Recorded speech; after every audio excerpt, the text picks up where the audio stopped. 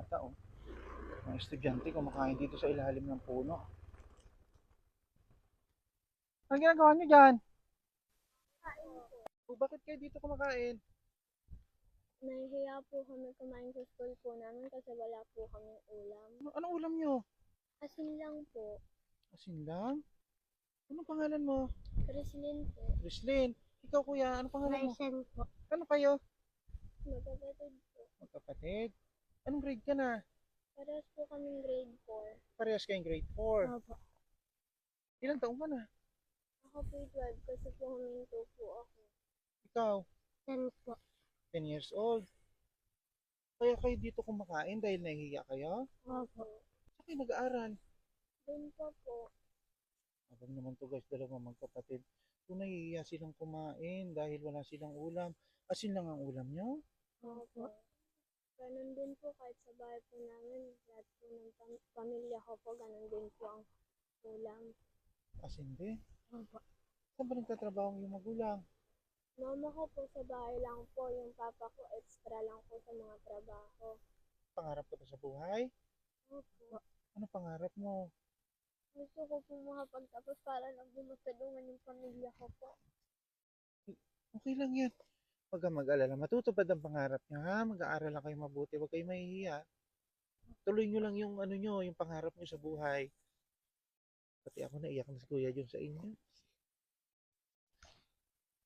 May awa ang Diyos. Makakaahon din kayo sa hirap. Huwag kayong mamawalan ng pag-asa.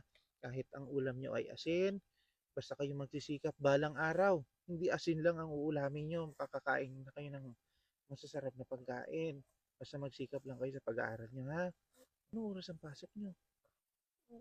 Ano po, 7:30 Hanggang hanggang 3:30 po. ng hapon. Eh paano yung pag-recess nyo? Anong kinakain nyo? Wala po. Ano ba kayo magkakapatid? 6 po. 6. Ikaw ang panganay. Ikaw, pangalawa. Opo. Ganito na lang. Hintayin nyo kami dito. Pupunta lang kami dyan sa bayan. Malapit lang naman. Hintayin nyo kami dito. Anong oras ba pasok nyo? Ano po, dapat po pag nag-1, nandun na po. Babalikan ko kayo dito.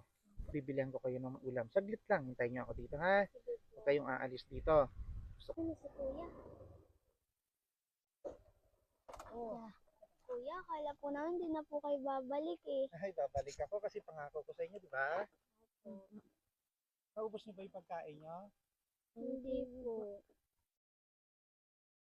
Ayan, binalikan ko kayo kasi gusto ko magkaroon kayo ng ulaman lang o masarap na pagkain ngayong araw. Ha? Binilihan ko kayo ng ano ta? Anong tawag dito? Jollibee po. Nakakain ka ng ganito? Hindi pa? Hindi po po. O ganun. Tama. Binilihan kayo ni Kuya Jun ng Jollibee. Gusto ko para maging masarap yung pagkain nyo. O, tingnan mo. Tingnan mo. Buksan mo. Oh. Okay. Ah? Ay, bakit ka umiyak? Ha? Ngayon na kayo nakakain ito? Halika na. Kain na tayo. Ayun guys, talagang naiiyak tong dalawang magkapatid na to. Talagang hindi pa sa edad nila na to, hindi pa sila nakakain ng Jollibee.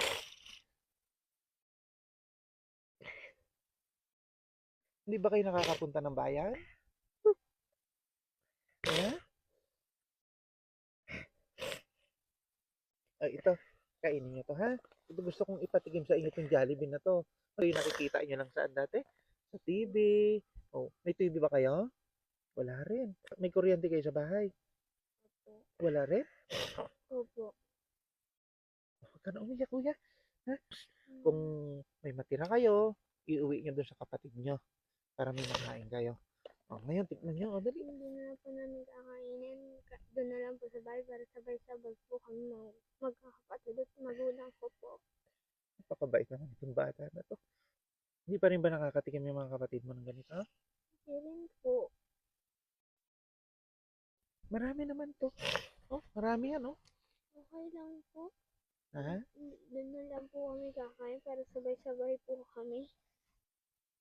Marami yan, oh. Ganito katindi itong mabait itong mga batang ito. Inalala pa nila yung magulang nila at kapatid para lang magsalo-salo sila dito sa binili namin. Ano ba lagi ang ulam nyo?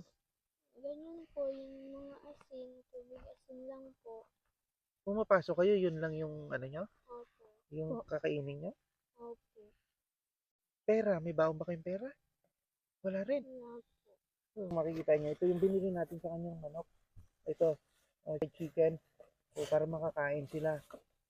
Tingnan natin yung kanilang kinain. So, ito guys, yung ulam nila, ang asin. Bukod dyan, di ba wala kayong baon? Opo. Teka, hintayin nyo ako dyan ha. May kukunin lang ako sa motor. Opo. Ito, Wislyn, di ba mayroon kayong may ulam na kayo? May kanin na rin dyan. Wala kayong baon palagi. Opo. Ito, may regalo pa si Kuya Jun sa inyo. Ha? Opo. Gusto ko buksan mo. Ayan. Mat po. Ito, gamitin nyo ito pang baon nyo ha. Opo.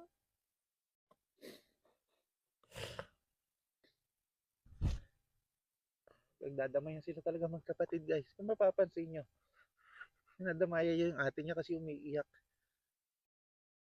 At hawakan nyo na yung... Maraming salamat po sa inyo. Ngayon ka lang ba nakakuha ng ganitong pera? Opo. Ito magagamit nyo ito pang baon. Ngayon lang din po kami makakain ng mga Jollibee po.